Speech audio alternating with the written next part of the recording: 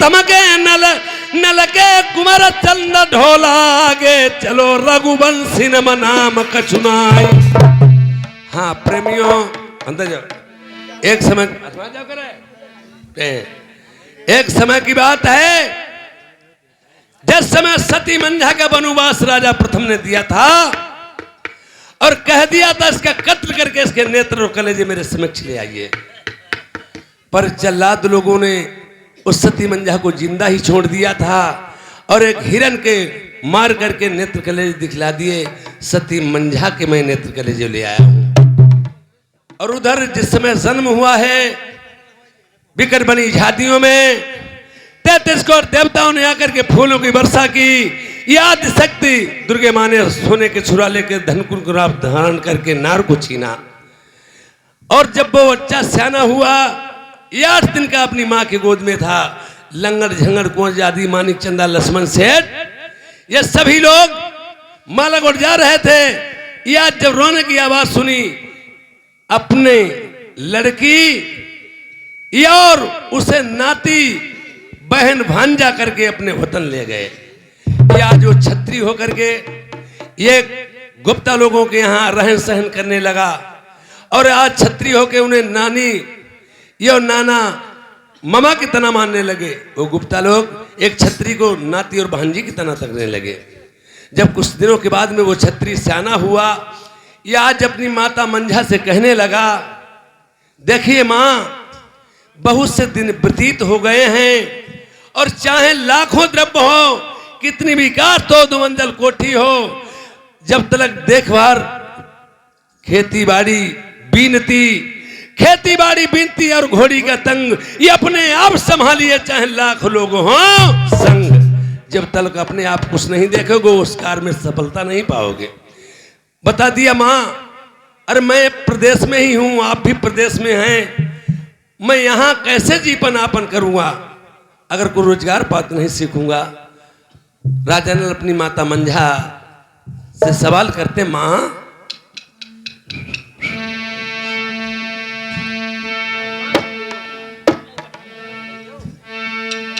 माता मेरी सुन लीजियो तुमसे कहूं एक बात मैं, नैया भमर मेरी पड़ी जलनी लगा दो पार है। इतनी जब बात कही मां के नेत्रों में अश्क भर आए। बेटा क्या बात है?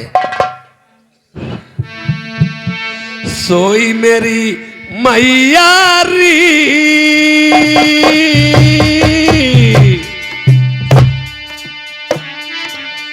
यज्ञा दई दमोई मुख अपने सही मेरी ओ महतारी संग मामा के जाएंगो जी।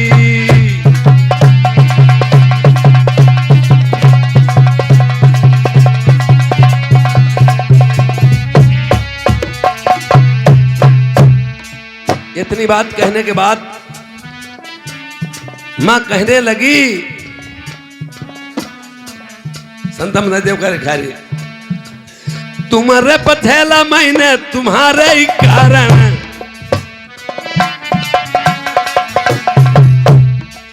बड़ी मुसीबत मेरे लल्ला झेली है। बन मारई के मैंने बन फल खाए बेरम कोई न से लल्ला दिन काटे मेरे बछरा मत पर दे सही जाओ।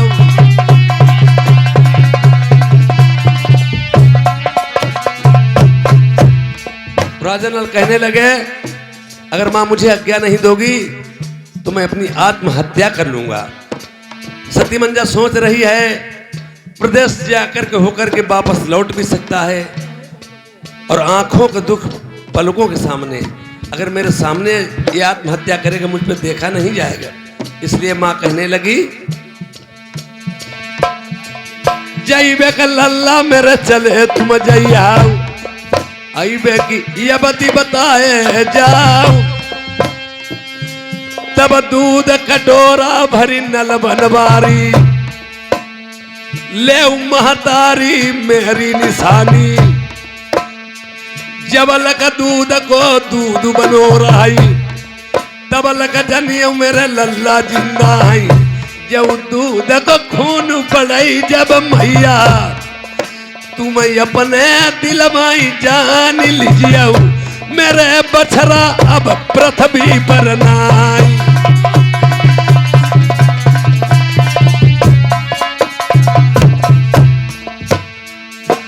फिर दूब को पौधा दो मैया, यहू दूध को पौधा जबले रही हरे रो, तबल का जनियो मेरे लल्ला जिंदा है। जो दूब को पौधा जही दिन सूखई, तुम ता दिन मैया जान ली जाओ, मेरे लल्ला व पृथ्वी पर नाई।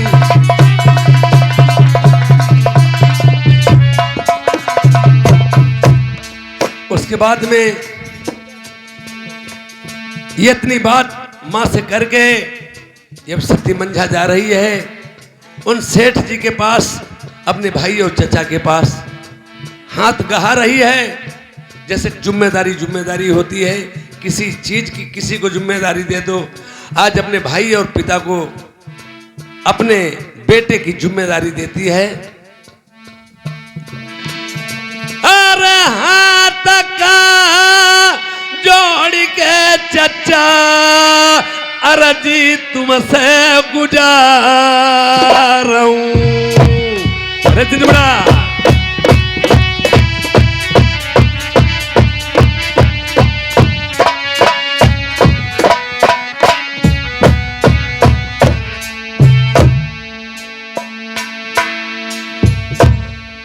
अकेली कन्हैया चचा जी मेरी है दुनिया मई, अकेला ही मेरा बेटा है संसार में, इसके अलावा मेरा कोई नहीं है। जैसे काल मेरे बिरना जाति हमारे लड़का का,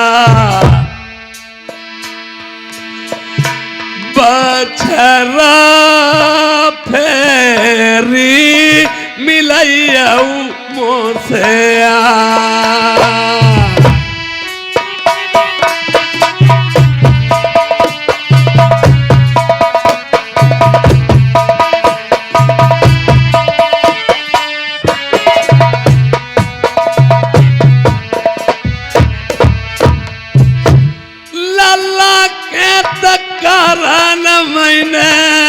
बड़ी मुसीबत झेली।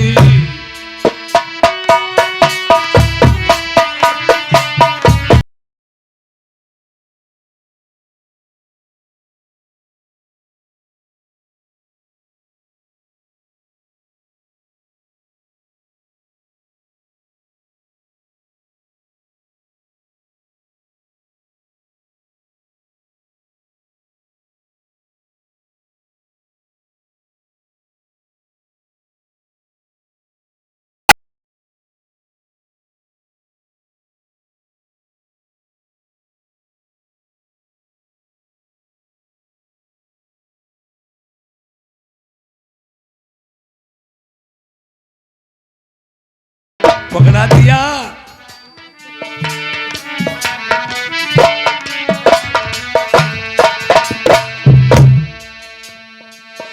मोती मलन करी नाई देरी,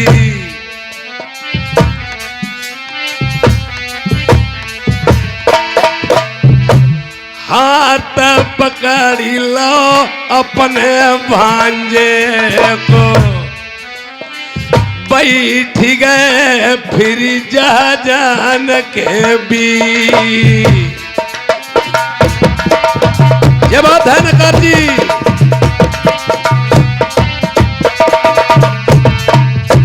जहाज चलाचल जा रहे हैं,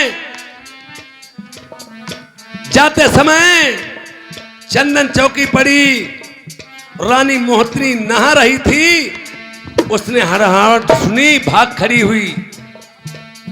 जब तक जहाज पहुंच जाए, एक पायल देखी है राजा नल ने और सेठ लोगों ने। वो लड़का बोला पहनने, ये पायल तो इतनी सुंदर है, इसकी पहनने वाली कितनी सुंदरता में होगी। जाइए नाना मामा तुम चले जाओ मालवगढ़ को, और मैं जहां ये पायल पहनने वाली मिली मैं वहीं को जाऊंगा। वो चले गए मालवगढ़, वो पहुंचे जाकर के दानिमगढ़ मंदिर में। दैत्यों से लड़ाई लड़ी, 1600 दानियों से संग्राम किया, एक भूमा सरदानी को हलाल किया, उसकी बेटी मोतनी के साथ में शादी की। जब शादी की है, आज बहुत से दिन व्यतीत हो जाते हैं, तो राजा नल को अपनी माता मंझा की याद आती है कि मैंने अपनी माँ से कहा था कि मैं 6 महीने के भीतर ही भीतर आपको दर्शन दूंगा करके, और मेरी माँ वहां पुरबा में अकेली रह रही होगी, अपने बेटे के बिना जीवन यापन कर रही होगी, और मैं तो यहाँ भ्रमजाल में फंस गया रानी मोतनी के चक्कर में। अब मैं इस वतन दानिमगढ़ मंदिर में नहीं रहूंगा। आज रानी मोतनी से राजा नल बात करते हैं। सुनो प्रिय महाराज, या आपके इस दानिमगढ़ मंदिर में मुझे बहुत से दिन व्यतीत हो गए हैं। महाराज, इस दानिमगढ़ मंदिर में तुम्हें बहुत दिन व्यतीत हो चुके हैं। रात के स्वप्न मैंने ऐसे देखे हैं, स्वप्न में मेरी माता मंझा रो रही है, मैं अपने प्रिय वतन जाना चाहता हूं। महाराज बोलिए। अपने आप वतन जाना चाहते हो? मैं इस दानिमगढ़ मंदिर में क्या करूंगी, आपके साथ में चलना चाहती हूँ महाराज। अगर आपसे कोई बात कहूं, आपको मेरी बात स्वीकार है या नहीं? आपकी बात स्वीकार है महाराज। यार कभी तेरे चक्कर में आऊं न माई। महाराज, माई किसे कह रहे हो आप? माई रंडियों से कहा जाता है। मैं आपको का रंडी नजर आ रही हूँ महाराज। अरे तुम रंडियों से भी बेतादाद में ज्यादा रंडी। इसका नाम तो रंडी है जो रात भर जान मारी करती है। हर एक माहौल बदल गए, घर घर गांव गांव में रंडियों से माहौल ज्यादा बढ़कर के खराब हो चुके हैं। बताइए महाराज। यार कभी तेरे चक्कर में आऊं न माई, हजारों की तू बन चुकी है लुगाई।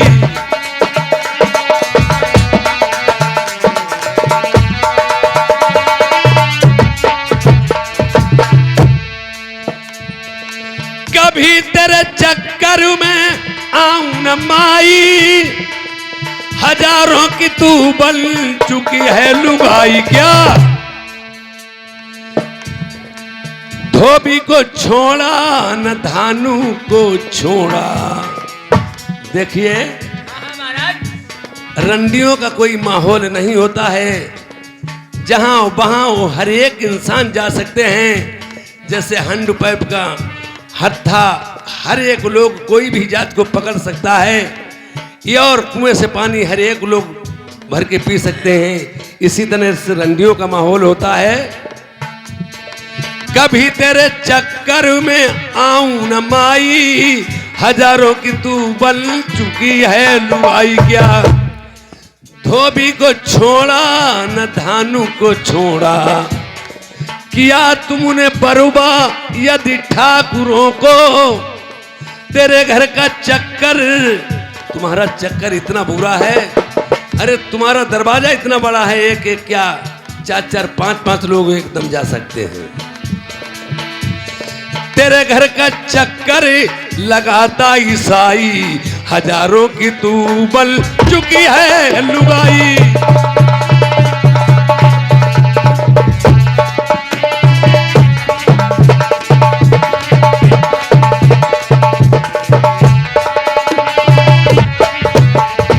ठहर जाओ, मैं तुम्हें अपने साथ में लेकर के एक शर्त पे चल सकता हूं। कौन सी शर्त है महाराज? बात ये रही है, मुझे कुछ घबराहट पैदा हो चुकी है। ऐसी कौन सी बात हो चुकी है? पर हम तुम्हें साथ में जब ले चलेंगे, हम आपसे कोई बात कहें या आपको मेरी बात याददाश्त रहेगी, हमारी बात हाँ महाराज। मानोगी या नहीं? आपकी बात मान सकती हूँ महाराज। मान सकती हो? हाँ महाराज।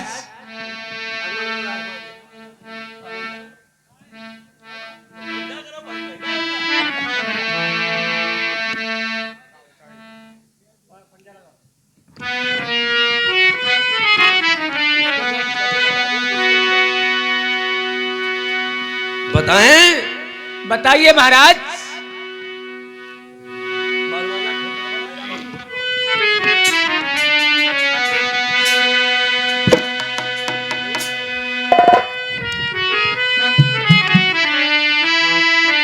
बताएं।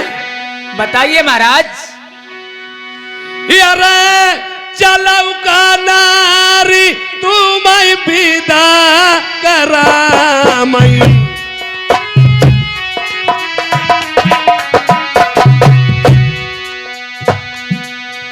महतारी के तुम्हें पैर छुआमई, हम दीबो गांव दरछिनपुर दिखलाई।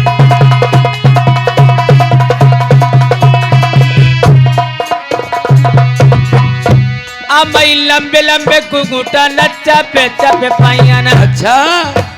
मई चरण छुआई दिया साथ लगे, भाई हाथ पैर दे मैया पीठी पई, आई बलमा सरगट का लो मिल जाई। हेलो। बिगड़ बनी बनबी है झाड़ी, उलट बांदर फटे पहाड़ी, अपना बिराना को दिखाई नहीं देता है। राजा राम सोच रहे हैं इसने हमारे कारण अपने परिवार में कोई नहीं रखा है। पिता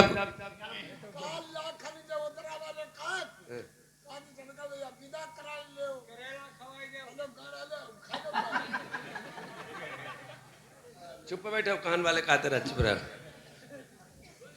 देखिए महाराज, यह मैंने सोच लिया है, राजा राम सोच रहे हैं दोस्ती करने से पहले इंसान को सोच लेना चाहिए।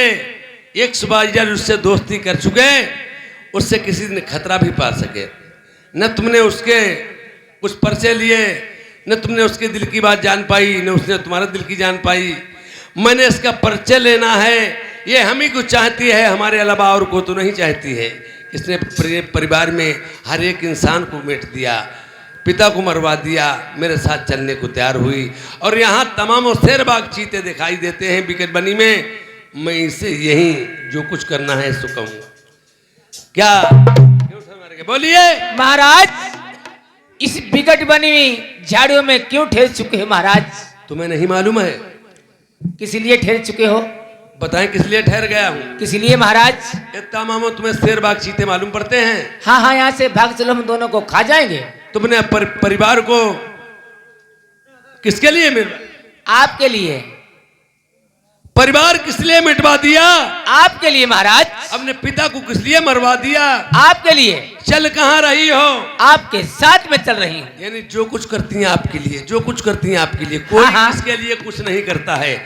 जैसे लोग इलेक्शन लड़ते हैं, लगा के प्रधानी से प्रधानमंत्री तक का कहते हैं मैं जनता के लिए मरता मिटता, कोई किसी के लिए कुछ नहीं मरता मिटता, केवल अपनी कुर्सी के लिए जो भी करता है इंसान। और तुम भी सोच रही मेरे लिए नहीं, लेडीज हो चाहे जेंट्स हो, जवानी तो हर एक इंसान पे आती है, और जवानी में इंसान बेकाबू हो जाता है। तुम भरपूर जवान थी। हाँ महाराज। जवानी में तुमने एक किया, बताएं। बताइए महाराज। इसकी वो चीज है ऋषियों को मचलते देखा, यार मोम क्या चीज जो है पत्थर को पिघलते देखा।